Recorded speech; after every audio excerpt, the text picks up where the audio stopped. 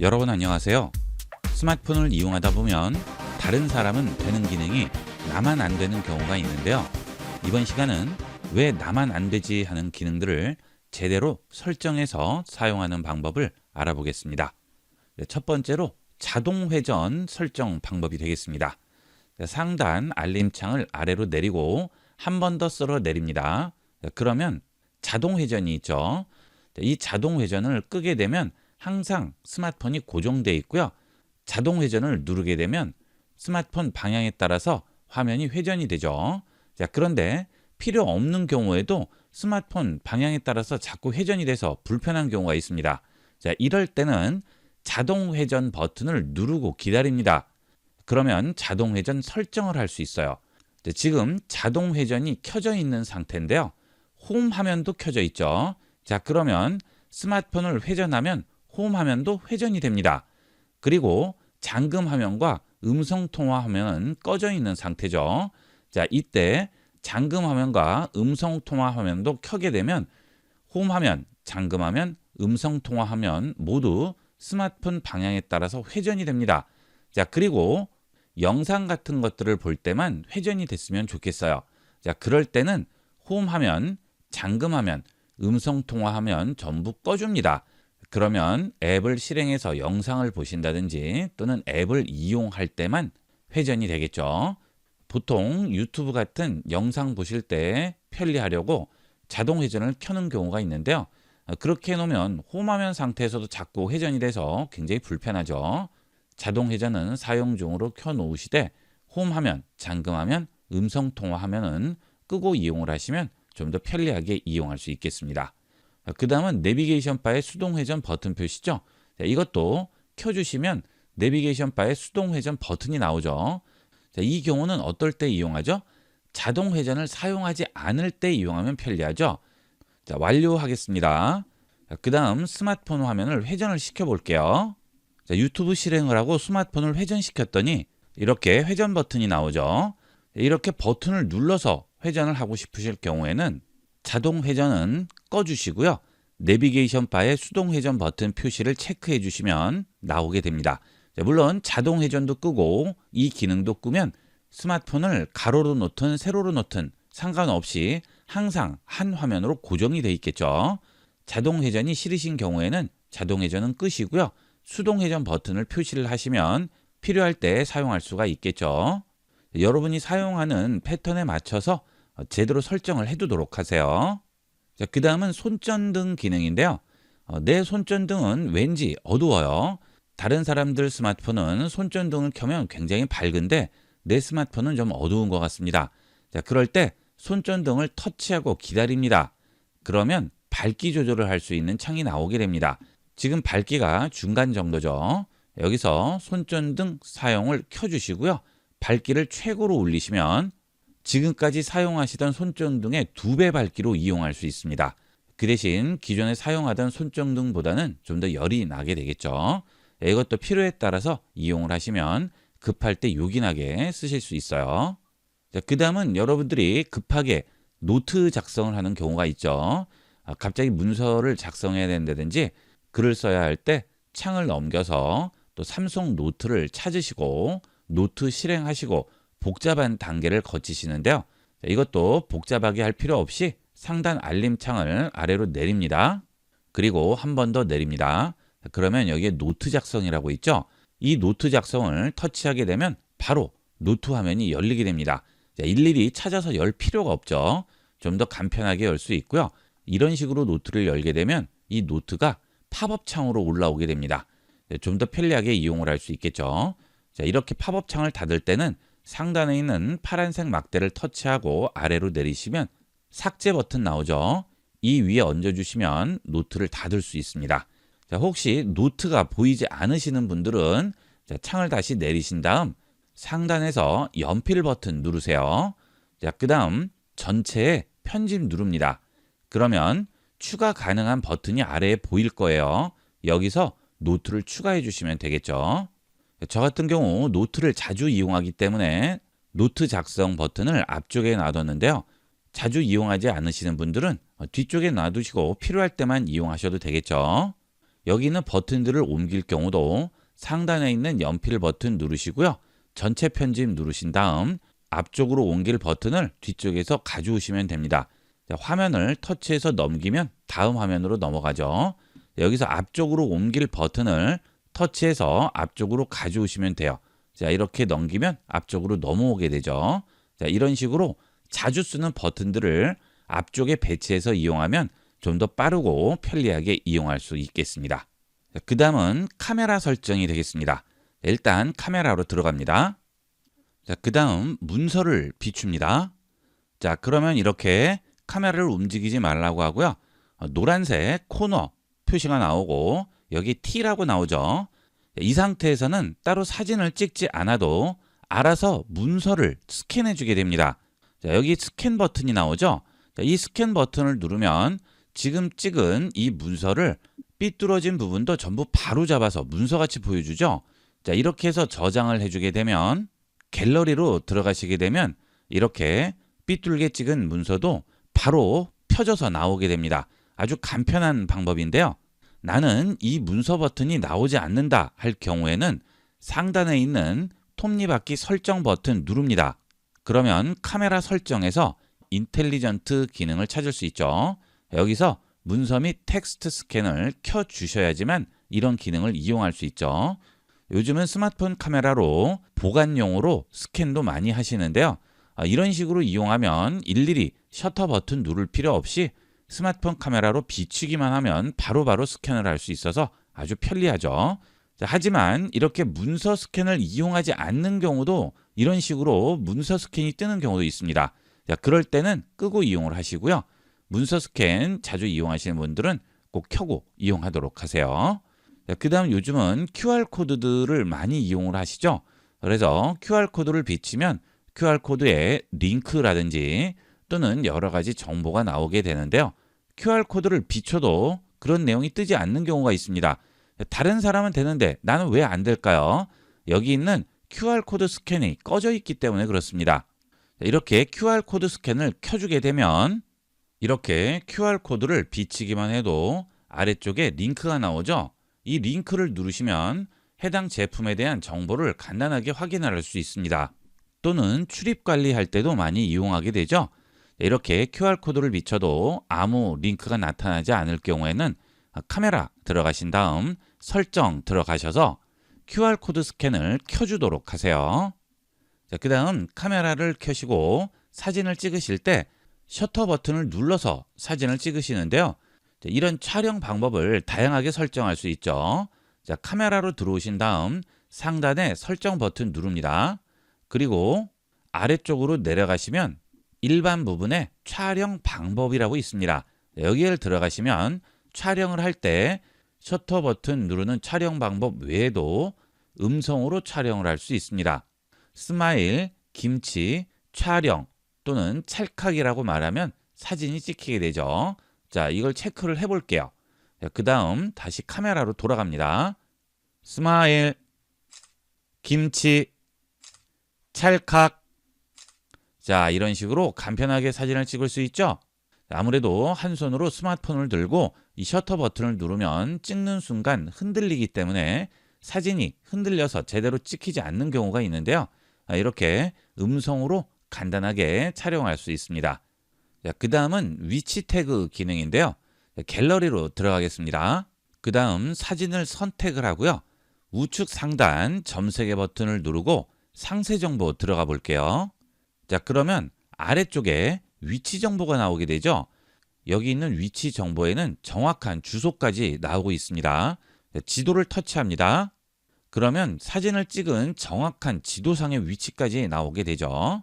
이 기능은 카메라 설정에서 위치 태그가 켜져 있기 때문에 그런데요. 카메라를 실행하고 설정으로 들어가 보겠습니다. 그 다음 아래쪽으로 내려가시게 되면 위치 태그라고 있죠. 이 부분에 체크가 되어 있으면 내가 촬영한 장소의 정보가 나오게 되는 거죠. 자, 이때 그 사진을 다른 사람에게 전송을 했을 경우 그 사람도 내가 스마트폰 카메라로 찍은 사진의 위치를 확인할 수 있죠. 자, 이렇게 설정을 해서 사진을 찍게 되면 나중에 갤러리를 열어서 내가 찍은 사진들 위치를 전부 확인할 수 있어서 나만의 타임라인으로 활용을 할 수 있습니다. 하지만 단점이 있죠. 이 사진을 공유했을 경우 다른 사람이 내가 언제 어느 곳에서 사진을 찍었는지를 전부 알 수 있죠. 개인정보 노출의 위험성이 있습니다. 그럴 때는 끄고 이용을 하시는 게 좋겠죠. 만약 카메라 설정에서 위치 태그는 켜놓고 이용하고 싶은데 다른 사람에게 전송 또는 공유할 때는 위치 태그를 포함시키기 싫어요. 이럴 경우는 공유 방식에 따라서 위치 태그를 제거하고 전송을 할 수 있습니다. 첫 번째로 문자 앱을 이용을 해서 사진을 전송을 할 경우는 문자 앱 실행하시고 우측 상단 점세개 버튼 들어갑니다. 그리고 설정으로 들어갑니다. 그 다음 추가 설정 들어가세요. 여기서 이미지 공유 시 위치 삭제에 체크를 하시게 되면 여러분이 사진을 전송을 했을 때 위치 태그는 삭제되고 전송이 되겠죠. 자, 그러면 내가 스마트폰에서 사진을 찍을 때 위치 태그를 포함시켜도 상관이 없죠. 전송을 할 때는 자동 제거가 되기 때문에 개인정보 노출 없이 안전하게 이용할 수 있겠죠. 자, 그러면 카톡 보낼 때는 어떻게 될까요? 예를 들어서 이렇게 카톡으로 사진을 전송을 할 경우 좌측에 있는 플러스 버튼 누르고 여기서 앨범 들어간 다음 원하는 사진을 선택하게 되죠. 이때 전송할 사진 선택을 하고 그냥 전송 버튼 누르지 마시고요. 아래쪽에 있는 점세개 버튼을 눌러주세요. 그러면 사진에 보시면 저용량 일반 화질 원본이라고 있죠. 원본을 체크하시면 여러분 사진에 저장된 위치 정보도 같이 전송이 됩니다. 하지만 일반 화질과 저용량은 압축이 되는 것이기 때문에 그런 위치 태그가 삭제가 되게 됩니다. 카톡으로 사진 같은 것들을 전송을 하실 경우에는 내 위치 정보가 공유되는 것이 싫으실 경우 화질 설정에서 원본을 선택하지 마시고 일반 화질이나 저용량을 선택을 해주시면 위치 정보는 삭제되고 전송이 됩니다. 자, 그러면 이 사진에는 위치 정보가 포함되어 있지 않겠죠. 이렇게 스마트폰으로 찍은 사진에 내 위치 정보를 포함하되 전송할 때는 제외할 수가 있습니다.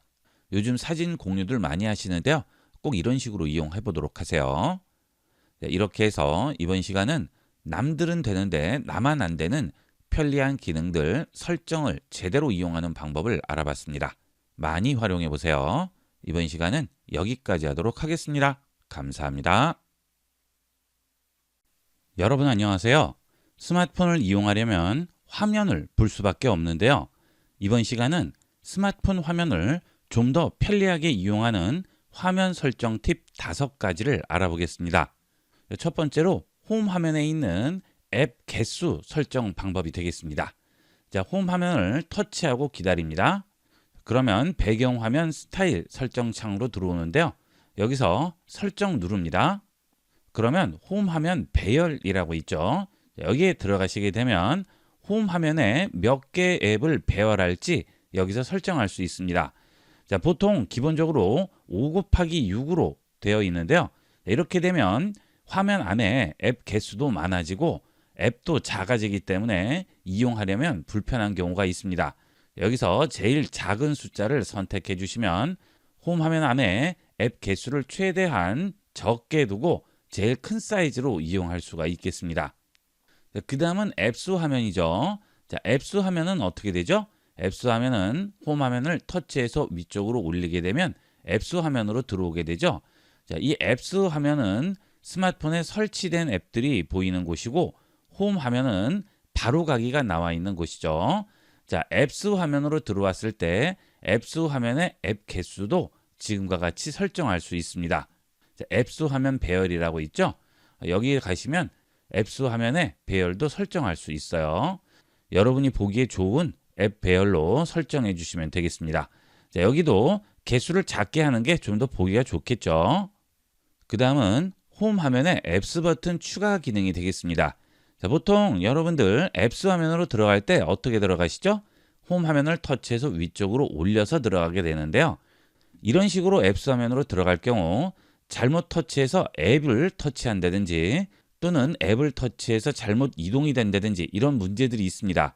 그래서 앱스 화면으로 들어갈 때는 앱스 버튼을 꺼내는 게 훨씬 편리해요. 자, 다시 홈 화면 설정으로 들어가 볼게요. 자, 설정 들어갑니다. 자, 그 다음 아래쪽에서 홈 화면에 앱스 버튼 추가에 체크합니다. 자, 홈 화면 가볼게요. 자, 그러면 홈 화면에 이렇게 앱스 버튼이 나오죠. 자, 이제 쓸어 올릴 필요 없이 앱스 버튼만 누르시면 바로 홈 화면으로 들어오게 되죠. 자, 물론 쓸어 올려도 앱스 화면으로 들어갈 수 있어요. 자, 그런데 써보시면 아시겠지만 이 앱스 버튼을 꺼내는 게 훨씬 편리합니다. 그 다음은 홈 화면 구성 잠금인데요. 스마트폰을 이용하시다 보면 잘못 터치해서 앱들이 합쳐진다든지 또는 이동된다든지 해서 원래 있던 위치에 앱이 사라지는 경우가 있어요. 굉장히 불편하죠. 그래서 이 홈 화면에 있는 구성을 잠글 수 있습니다. 다시 홈 화면 설정 들어갑니다. 설정 들어가신 다음 아래쪽에 보시면 홈 화면 구성 잠금이라고 되어 있죠. 구성 잠금을 체크하시게 되면 홈 화면에 있는 앱들이 삭제되거나 이동되지 않습니다. 이 경우는 연세 있으신 분들은 좀 더 편리하게 이용할 수 있습니다. 아무래도 연세 있으신 분들은 터치하는 것이 익숙하지 않으시기 때문에 잘못 터치해서 이동이 된다든지 삭제가 된다든지 또는 합쳐지는 그런 경우가 있는데요. 구성 잠금을 체크를 해두시면 홈 화면 구성이 움직이지 않고 삭제되지 않습니다. 처음에 홈 화면 구성만 제대로 해두시고 구성 잠금 해두시면 오작동으로 불편할 일이 없겠죠. 이번에는 스마트폰 설정으로 들어갑니다. 그 다음 아래쪽에 디스플레이로 들어가세요. 그리고 아래로 내려가시면 쉬운 사용 모드라고 있죠. 쉬운 사용 모드 선택합니다. 그러면 화면상의 항목들을 좀 더 크고 심플하게 구성을 할 수가 있습니다. 자, 앞서 앱스 개수를 지정을 했는데요. 쉬운 사용 모드를 이용을 하면 좀 더 크게 볼 수가 있죠. 자, 쉬운 사용 모드 체크합니다. 그러면 이렇게 큰 화면으로 시원하게 볼 수가 있습니다. 자, 작은 화면 터치하지 마시고요. 이렇게 크게 만들어 놓고 이용하도록 하세요. 자, 그 다음 글씨도 더 선명해지죠. 자, 이게 쉬운 사용 모드고요. 이 쉬운 사용 모드를 이용할 때 고대비 키보드도 이용할 수 있습니다. 노란색 키패드에 검은 글자라고 되어 있는데요. 자, 이걸 터치를 하시면 여러 가지 형태로 바꿔줄 수 있죠.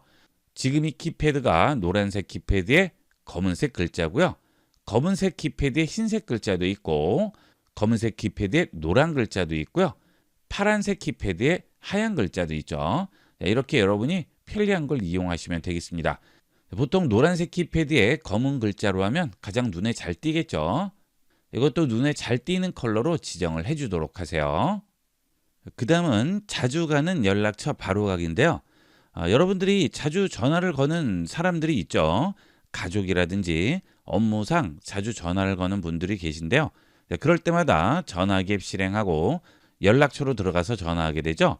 매번 전화기 앱 실행해서 들어갈 필요 없이 바탕화면에 바로가기를 만들어 두시면 훨씬 편리하고 직관적으로 이용할 수 있습니다. 이 경우는 위젯을 꺼내야 하는데요. 일단 위젯 화면으로 들어갈게요. 홈 화면 터치하고 기다립니다. 그 다음 위젯 들어갑니다. 그 다음 아래로 내려가시면 연락처라고 있죠. 연락처 터치합니다. 그러면 메시지, 연락처, 영상통화, 전화걸기라고 있죠. 자, 보통 전화걸기를 많이 이용을 하시는데요. 메시지를 자주 보내는 분이 계시면 메시지 보내기를 꺼내 놓으셔도 되고 아니면 그냥 연락처를 꺼내 놓으셔도 되겠죠. 자, 저는 전화걸기를 몇 가지 꺼내 보도록 하겠습니다. 전화걸기 터치하고 기다립니다. 그 다음 바탕화면으로 와서 손을 놓겠습니다. 그러면 바로 연락처가 나오죠. 여기서 원하는 사람 선택합니다.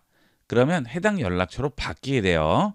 자, 이렇게 원하는 연락처들을 꺼내 놓으시면 일일이 전화 앱 실행하고 연락처 찾고 할 필요 없이 홈 화면에서 바로 터치해서 전화를 걸 수 있겠죠. 자, 지금 저는 하나만 꺼냈는데요. 여러 개를 꺼내면 되겠죠. 자, 그리고 페이지를 하나 더 만드시면 됩니다. 자, 터치하고 기다립니다. 그 다음 페이지를 하나 추가할게요. 자, 아래쪽에 보면 플러스 보이죠? 플러스 누릅니다. 자, 플러스 화면 나왔죠? 플러스 누릅니다. 그러면 빈 화면이 하나 나와요. 이 빈 화면을 터치하고 기다립니다. 그리고 이동을 하세요.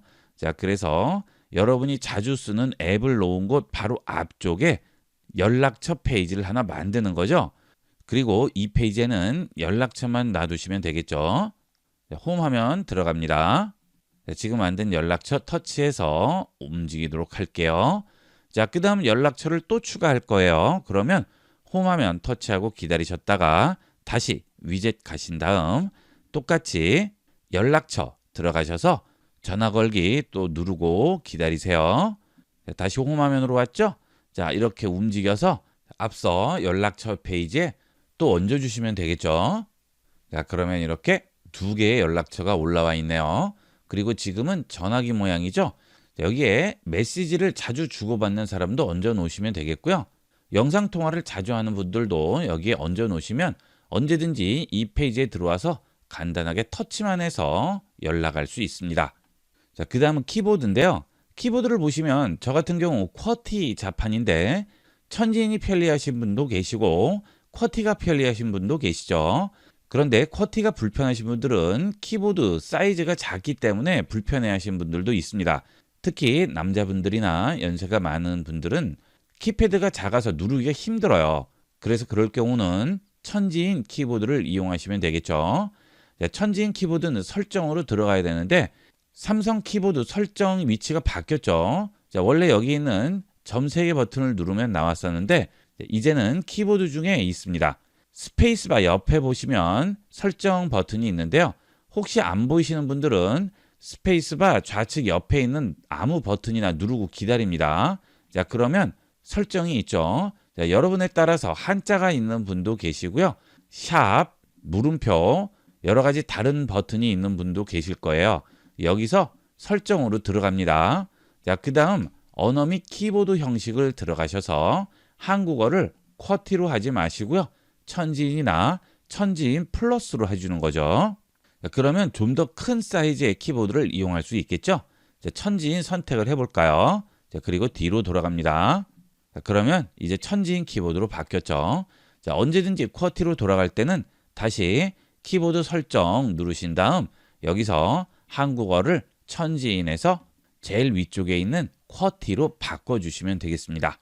자, 그 다음은 스마트폰을 이용을 하시다 보면 잠금을 해제해야 되는 경우가 굉장히 불편한 경우가 많아요. 자주 봐야 된다던가 또는 외부에서는 모르겠지만 집에 와서는 잠금 해제를 할 필요 없이 그냥 보이면 좋겠는데 계속 잠금을 풀어야 되죠. 굉장히 불편합니다. 이럴 경우 원하는 위치에서 자동으로 잠금이 해제되게끔 설정할 수 있습니다. 자, 우선 설정으로 들어갑니다. 그 다음 잠금 화면 및 AOD로 들어가세요. 그러면 잠금 해제 유지라고 있죠. 자, 여길 들어갑니다. 그러면 잠금 해제 유지를 사용하면 이 기기를 소지하고 있을 때 해제 상태 유지할 수 있다고 하죠. 세 가지 경우인데요. 기기를 지니고 있을 때 신뢰할 수 있는 장소, 신뢰할 수 있는 기기, 이렇게 세 가지 경우에 잠금 해제를 유지할 수가 있습니다. 확인하겠습니다. 그러면 신체 활동 감지, 신뢰할 수 있는 장소, 신뢰할 수 있는 기기가 있죠. 신체 활동 감지의 경우에는 움직임을 감지하는 건데 잠금이 풀린 상태에서 다른 사람이 가지고 움직여도 자동으로 해제가 되겠죠. 자, 이거보다는 신뢰할 수 있는 장소가 더 낫겠죠. 자, 신뢰할 수 있는 장소로 들어가셔서 잠금 해제 유지에 신뢰할 수 있는 장소 사용 체크합니다. 그리고 신뢰할 수 있는 장소 터치합니다. 그 다음 신뢰할 수 있는 장소를 추가합니다. 그러면 주소를 입력할 수도 있고요. 지도에서 선택할 수도 있습니다. 주소의 경우 집 주소를 써두시면 되겠죠. 아니면 지도에서 위치를 정확하게 선택을 해주시면 그 근처에 가면 자동으로 잠금이 해제됩니다. 이런 것들은 굉장히 편리하겠죠. 집에 와서 매번 잠금을 풀려면 굉장히 불편한데요. 이런 식으로 간단하게 이용을 하시면 되겠습니다. 지도에서 선택 누르면 바로 지도가 나오게 됩니다. 이렇게 해서 이번 시간은 스마트폰 사용을 편리하게 만들어주는 화면 설정 방법에 대해서 알아봤습니다. 많이 활용해 보도록 하세요. 이번 시간은 여기까지 하도록 하겠습니다. 감사합니다. 여러분 안녕하세요. 스마트폰이 필수 개인 기기가 되면서 각종 첨단 기술이 스마트폰으로 들어오고 있는데요. 이번 시간은 구글의 인공지능 제미나이와 스마트폰이 합쳐져서 어떤 놀라운 것들이 가능해졌는지 알아보도록 하겠습니다. 이 제미나이는 구글에서 개발한 인공지능 기능이죠. 이 제미나이를 설치하기 위해서 구글 플레이 스토어에서 제미나이로 검색해 주시면 바로 설치할 수 있습니다. 자, 이렇게 제미나이를 설치하게 되면 스마트폰 하단 우측 부분을 터치해서 쓸어 올리면 이렇게 제미나이가 나오게 되죠. 자, 이런 식으로 제미나이를 활용할 수 있고요. 처음에 여러분이 설치했을 때 이 제미나이가 한글로 나오지 않고 영어로 나오는 경우가 있을 겁니다. 그 경우는 설정에서 한국어로 바꿔주셔야 돼요. 제미나이를 설치하신 다음 설정으로 들어갑니다. 아래쪽으로 내려오시면 구글 서비스라고 있죠. 구글 서비스 들어가신 다음 모든 서비스 눌러주세요. 그러면 구글 검색, 어시스턴트 및 보이스라고 나오죠. 여길 들어갑니다. 그리고 구글 어시스턴트 선택해 주세요. 그러면 언어가 나올 텐데요. 언어에 들어가셔서 한국어로 되어 있는지 확인을 해주도록 하세요. 가끔 어시스턴트 언어가 영어로 되어 있는 경우가 있는데요. 그 경우 제미나이도 영어로 나오게 됩니다. 이 어시스턴트 언어를 한국어로 설정을 해주시면 제미나이도 한국어로 이용할 수 있습니다. 첫 번째로 이 제미나이의 놀라운 기능은 여러분들 많이 보시는 유튜브 영상을 요약을 해주게 됩니다. 유튜브 영상들 보시면 1, 20분 이상 되는 긴 길이의 영상도 있을 텐데요. 그럴 때 그 긴 내용을 전부 시청하시려면 시간이 많이 걸리겠죠?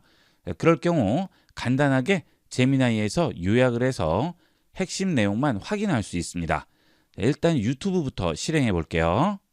아이비그룹 채널에서 영상을 하나 선택한 다음 요약을 해보도록 하겠습니다. 인공지능 딥시크에 대한 영상인데요. 이 영상을 터치하고 들어갑니다. 자, 이렇게 영상으로 들어온 다음 우측 하단 코너 부분을 터치해서 위쪽으로 올리면 동영상에 관해 물어보기라고 나오죠? 터치합니다. 그러면 동영상 링크가 위쪽에 나오고요. 아래쪽에 제미나이에게 물어보라고 하죠. 자, 제미나이에게 이 동영상을 요약해 달라고 하겠습니다. 자, 이때 텍스트로 입력을 하면 텍스트로 답변을 해주고요. 우측에 있는 마이크 버튼을 누르고 음성으로 물어보면 음성으로 답변을 해줍니다. 우선 텍스트로 질문을 해볼게요. 이 영상을 요약해 주세요 라고 입력했어요. 전송합니다. 자, 그러면 지금 이 영상을 텍스트로 요약을 해주게 됩니다. 자, 연결 중이라고 나오고요. 내용을 요약을 해주죠. 이 영상은 인공지능에 대한 소개와 최근 출시된 딥시크의 기능 및 사용법에 대해 설명한다고 하죠. 그리고 이 영상에서 어떤 내용들이 나와 있는지 전부 요약이 돼서 나오고 있습니다. 제가 녹음한 영상이기 때문에 누구보다 제가 내용을 잘 알고 있는데요. 정말 정확하게 요약을 해줍니다. 완벽하다고 보시면 되겠습니다. 긴 길이의 영상도 제가 테스트를 해봤는데요. 요약하는 시간이 약간 걸리긴 하지만 그런 긴 길이의 영상도 핵심만 정확하게 요약을 해줍니다. 이 기능 꼭 이용을 해보도록 하세요. 자, 그 다음에 음성으로 물어볼 수도 있죠. 자, 그때는 음성으로 답변을 해줍니다. 자, 다시 한번 음성으로 물어볼게요. 마이크 버튼 누릅니다. 이 영상을 요약해 주세요. 네, 이 영상은 인공지능에 대한 소개와 최근 출시된 딥시크의 기능 및 사용법에 대해 설명합니다. 인공지능은 인간의 학습, 추리, 적응, 분석, 논증 등의 기능을 갖춘 컴퓨터 시스템으로 인간의 한계를 극복하고 다양한 분야에 활용될 수 있습니다. 상단에 있는 잠시 멈춤 버튼을 누르면 음성이 멈춰지죠. 자, 지금 읽어주는 음성을 들어보면 인공지능이 말하는 것처럼 들리시나요? 아니죠. 앞에서 사람이 말하는 것 같이 거의 완벽한 음성을 들려주게 됩니다. 자, 이건 정말 대단한 것 같아요. 제가 지금까지 들어본 인공지능 음성 중에서 가장 사람과 근접하고 구분이 안 될 정도의 결과물을 보여주고 있습니다. 자, 제미나이가 이런 부분에서는 대단한 것 같습니다. 자, 그 다음은 이 제미나이를 이용을 하면 다양한 기능들이 가능한데요. 나에게 온 메일도 제미나이를 이용을 해서 확인할 수 있습니다. 제미나이를 꺼낸 다음 최근에 온 메일을 물어보도록 하겠습니다. 최근에 온 메일 알려주세요. 자, 구글 워크스페이스에 연결해야 된다고 하죠. 자, 그러면 계속하겠습니다. 그래서 워크스페이스에 연결을 해볼게요. 그러면 구글로 온 메일을 전부 확인을 할 수 있어요. 자, 지금 G메일로 온 최근 메일들을 여기서 전부 보여주고 있죠. 그 다음 원하는 메일은 터치해서 들어가면 확인할 수 있습니다. 자, 바로 확인할 수 있죠. 자, 그 다음 다시 제미나이를 이용을 해서 번역을 해볼까요? 니코 코틀라스에게 그저께 온 메일을 번역해서 읽어주세요. 니코 커틀러스의 그저께 온 메일은 다음과 같습니다. 새로운 멤버를 위한 웰컴 패키지. 안녕하세요, 여러분. 이번 주 목요일 밤에 열린 신입 회원 환영 파티에 참석해 주셔서 감사합니다. 자, 지금 메일도 번역해서 읽어주죠? 대단합니다. 거의 내 손안에 비서처럼 활용할 수가 있습니다. 자, 일일이 스마트폰 터치하고 복잡하게 할 필요 없이 이제 음성으로 이런 식으로 전부 활용이 가능하고요. 음성으로 결과물을 들어볼 수도 있죠. 자, 하지만 이 제미나이는 스마트폰에 특정 앱을 실행한다든지 또는 스마트폰 설정을 바꾼다든지 하는 것들은 되지 않습니다. 앞서 보여드린 것과 같이 스마트폰을 직접 컨트롤하는 기능은 되지 않습니다. 인공지능의 일반적인 기능만 이용할 수 있습니다. 이번에는 갤러리를 실행하고 사진을 하나 열어보도록 하겠습니다. 자, 제미나이 실행합니다. 그 다음 화면에 관해 물어보기 터치하고요. 화면에 나오는 새가 무슨 종류인지 물어보도록 할게요. 화면에 나오는 새는 어떤 새지요? 이미지에 나오는 새는 사랑앵무입니다. 사랑앵무는 앵무새의 일종으로 화려한 색상과 귀여운 외모로 인해 많은 사람들에게 사랑받는 애완동물입니다. 자, 이렇게 사진에 대한 정보도 바로 알려주게 되죠. 이 갤러리에 있는 사진뿐만이 아니고요. 인터넷에서 검색한 사진도 전부 마찬가지가 되겠습니다. 이렇게 이미지가 있는 상태에서 제미나이를 꺼내게 되면 화면에 관해 물어보기라는 버튼이 나오죠. 자, 이걸 누르시면 이 화면 내용을 물어볼 수가 있는 겁니다. 자, 무엇이든 전부 이렇게 해서 물어볼 수 있어요. 그 다음 이 제미나이는 검색을 통해서 정보들을 제공을 하고 있습니다. 그렇기 때문에 가장 최근 정보를 제공하게 되죠. 자, 날씨를 한번 물어볼까요? 다음 주 날씨 어때요? 다음 주 날씨는 지역에 따라 다르기 때문에 정확한 날씨를 알려드리기 위해서는 해당 지역을 알려주셔야 합니다. 자, 지역을 다시 한번 말하도록 하겠습니다. 서울 북부. 서울 북부 지역의 다음 주 날씨는 다음과 같습니다. 기온, 아침 최저 기온 마이너스 15에서 마이너스 4도. 자, 제가 지금 두 번째 질문을 할 때 서울 북부 날씨라고 얘기하지 않았죠. 자, 앞서 이미 날씨를 물어봤기 때문에 제미나이에서 어느 지역의 날씨인지 말을 해야 된다고 했습니다. 그래서 제가 그냥 서울 북부라고만 말을 했어요. 자, 그랬더니 그 내용과 연관이 돼서 서울 북부의 날씨를 알려주고 있죠. 우리가 제미나이와 앞서 대화한 내용들을 이 제미나이는 전부 기억을 하고 있는 겁니다. 그래서 계속 대화를 이어나갈 수가 있는 거죠. 자, 그러면 그 다음은 이미지 생성 기능을 보도록 하겠습니다. 자, 제미나이를 실행을 하고 이미지를 만들어 달라고 해볼게요. 올해는 무슨 해예요? 2025년은 을사년으로 뱀띠 해입니다. 뱀은 12지신 중 6번째 동물로 멈춤 버튼 눌렀습니다. 자, 그러면 이제 2025년을 표현하는 그림을 뱀을 넣어서 만들어 달라고 해볼게요. 2025년을 표현하는 이미지를 뱀을 넣어서 만들어 주세요. 자, 이미지를 만들어 줬죠. 자, 이렇게 뱀이 들어간 2025년을 표현하는 이미지를 만들었네요. 자, 그런데 아직도 이 인공지능이 글씨를 제대로 표현하는 것은 어려운 것 같죠? 자, 2022까지는 나왔는데 오자가 제대로 나오지가 않았어요. 자, 그 다음에 위쪽의 글씨도 제대로 표현이 안 됐죠. 자, 그 다음 아래쪽은 스네이크는 그대로 나왔어요. 그 다음에 이어도 나왔는데 뒤쪽에 ES라고 필요 없는 글씨가 붙어 있습니다. 점점 이 글씨 표현도 나아지고 있는데요. 아직까지는 이 글씨 표현은 완벽한 것 같지는 않습니다. 자, 그러면 이번에는 비 오는 도시 풍경을 만들어 달라고 해보겠습니다. 자, 아무래도 비가 오는 풍경은 그리기가 조금 어려울 것 같은데요. 한번 만들어 달라고 해볼게요. 비 오는 도시 풍경 이미지를 만들어 주세요. 자, 만들어 줬죠. 자, 상당히 잘 만들었네요. 전혀 위화감이 없이 완벽하게 만들었습니다. 실제 사진을 찍은 것 같이 만들었어요. 자, 이런 기능들은 대단합니다. 이미지 생성 기능이 점점 발전하고 있어요. 이렇게 제미나이를 활용하는 대표적인 방법들을 알아봤는데요. 그 외에도 검색이라든지 여러 가지 질문들을 간단하게 제미나이를 통해서 이용을 할 수 있겠죠. 자, 여러분 용도에 맞도록 다양하게 활용을 해보도록 하세요. 자, 이번 시간은 여기까지 하도록 하겠습니다. 감사합니다. 본 영상을 시청해주신 모든 분께 감사드립니다. 좀 더 체계적으로 컴퓨터 및 모바일 기기 사용법을 배우려면 www.ib96.com, ib컴퓨터교육.com을 추천드립니다. 그리고 저희 채널에 구독과 멤버십 회원으로 가입해주시면 좀 더 좋은 컨텐츠로 보답하겠습니다. 감사합니다.